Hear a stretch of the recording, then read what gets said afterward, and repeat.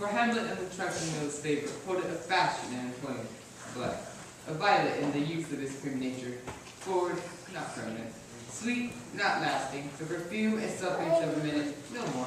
No more but so? Think it no more. Perhaps he loves you now, but you must fear, his great slave, his will is not his own, for he himself is subject to his birth. Then weigh what loss your arm must sustain, for to hear you listen to songs, or leave your heart, or our chest treasure open, to his unmastered importunity. Fear it, Ophelia, fear it, my dear sister. But good, my brother, do not show me the steep and thorny way to heaven, while himself the primrose path of Daniel's tails, and vex not his own greed. Oh, fear me not. I stay too long, but here my father comes. Yet here, Laertes, there, my blessing with thee, and these few precepts in thy memory. Give thy thoughts no tongue, nor any unproportioned thought his act. Be thou familiar, but by no means vulgar. Give every man thy ear, but few thy voice. Take each man's censure, but reserve thy judgment. Costly thy habitant, first to lie, for the pearl oft proclaims the man. Neither a borrower nor a lender be, for loan oft loses both itself and friend, and borrowing dulls the edge of husbandry. This above all, to thine own self be true, and it must follow, as the night the day, thou canst not then be false to any man. Farewell, my blessing season this in thee. Most humbly do I take my leave, my lord. The time invites you. Go, your servants stand. Farewell, Ophelia, remember well what I have said to you. 'Tis in my memory locked, and you yourself shall hold the key. Farewell. What is it, Ophelia, he hath said to you? So please you, my lord, something to mention the morning? Very well bethought. What is between you? Give me up the truth. He hath of late made many tenders of affection to me. Affection. Do you believe his tenders, as you call them? I do not know, my lord, what I should think. Marry out to you. Tender yourself more dearly, or you'll tender me a fool. Yes, and pursue me with love in most honorable fashion. Aye, fashion you call it. Go to, go to. And has given countenance to his speech with almost all the holy vows of heaven. Aye, springes to catch woodcocks. Do not believe his vows. I would not. Have you so slander any moment's leisure as to give words or talk with the Lord Hamlet? Look to it, I charge you. Come your ways. Shall obey, my lord.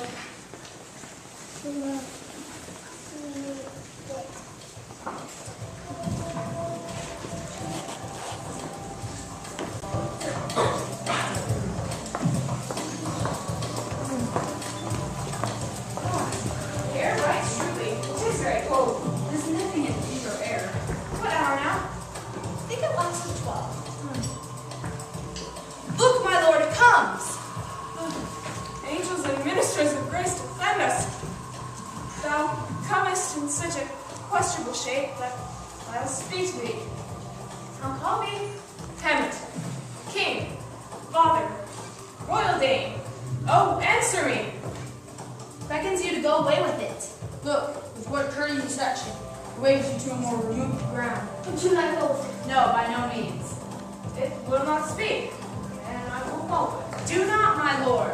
Why? What should it fear? What if it tempt you toward the flood, my lord, or to the dreadful summit of the cliff that beetles over his face into the sea? It waves me still. Go on, I'll follow thee. You shall not go, my lord! Hold on your hands! Be ruled, you shall not go. Unhand me, gentlemen! By heaven, I'll make a ghost out of him that lets me. I say away! Go on, I'll follow thee. Wax is desperate with imagination. Let's follow. They does not think us to obey him. Have after. To what issue will this come? Something is wrong in the state of Denmark. Heaven will direct it. They must follow me.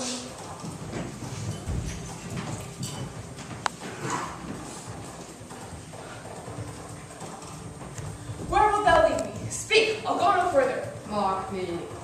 I will. I and my father's spirit if thou ever didst thy dear father love. Revenge is most foul and unnatural murder. Murder? Murder most foul. Haste me to know it. 'Tis given out that sleeping in my orchard the serpent stung me. But no, the serpent that did sting thy father's life now wears his crown. Oh, prophetic soul, my uncle. I, sleeping within my orchard, thy uncle stole with the juice of the cursed heaven on in a vial, and upon the porches of my ears did pour this leprous distilment. Thus was I sleeping by my brother's hand, of life, of queen of crown, at once dispatched. Oh, horrible, horrible, most horrible.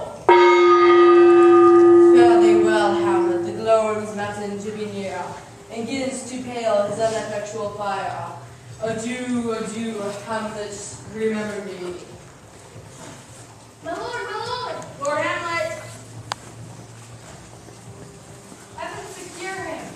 So be it. How is it, my noble lord? What news, my lord? Oh, wonderful. Good, my lord, tell it. There's ne'er a villain dwelling in all Denmark. But he's an arrant knave. There needs no ghost, my lord, come from the great to tell us this. Why, right, you are in the right. Touching this vision here, it is an honest ghost, that let me tell you. For your desire to know what is between us, or master it as you may. And now, friends, as you are, friends, soldiers, and scholars, give me one poor request. What is it, my lord? We will. Never make known what you have seen tonight. In faith, my lord, not I. More I, my lord, in faith. More I. Nay, swear it. Well. Oh, day and night, but this is wondrous strange. There are more things in heaven and earth, Horatio, than are dreamt of in your philosophy. But come, here, as before, never, so help you mercy, though strange or odd soever I bear myself, that I shall hereafter take me to put an antic disposition on, that you know aught of me is not to do. So grace and mercy at your most need help you swear. Swear. Rest, perturb spirit. We swear. So, come, gentlemen, let's go. And still your fingers upon your lips, I pray. Time is out of joint. Oh, cursed spite, never I was born to set it right. Nay, come, let's go together.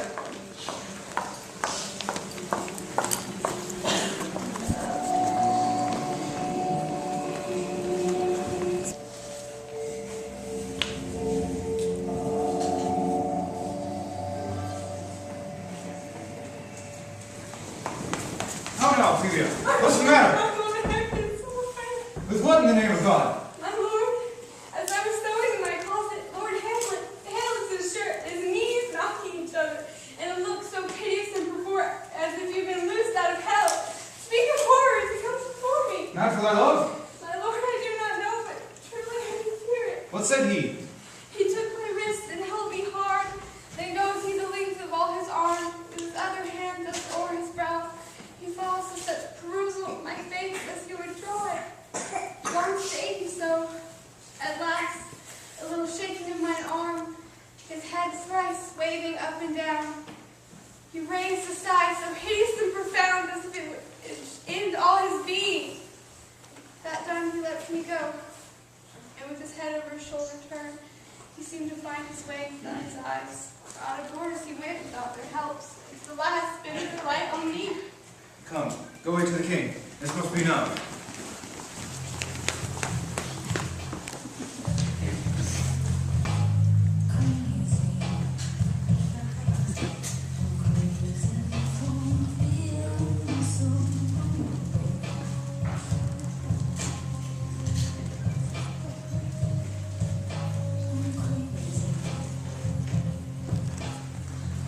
My liege and madam, do I expostulate?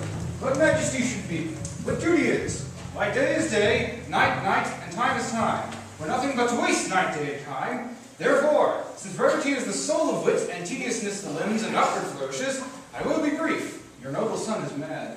More matter with less art. Madam, I swear I use no art at all. That he is mad, 'tis true, 'tis true, 'tis pity. And 'tis pity, 'tis true. Oh, foolish figure. What? Farewell, for I will use no art. Thus it remains, and remainder thus, for pen. I have a daughter, how well she is mine, who in her duty and obedience mark, hath given me this. Now gather and surmise.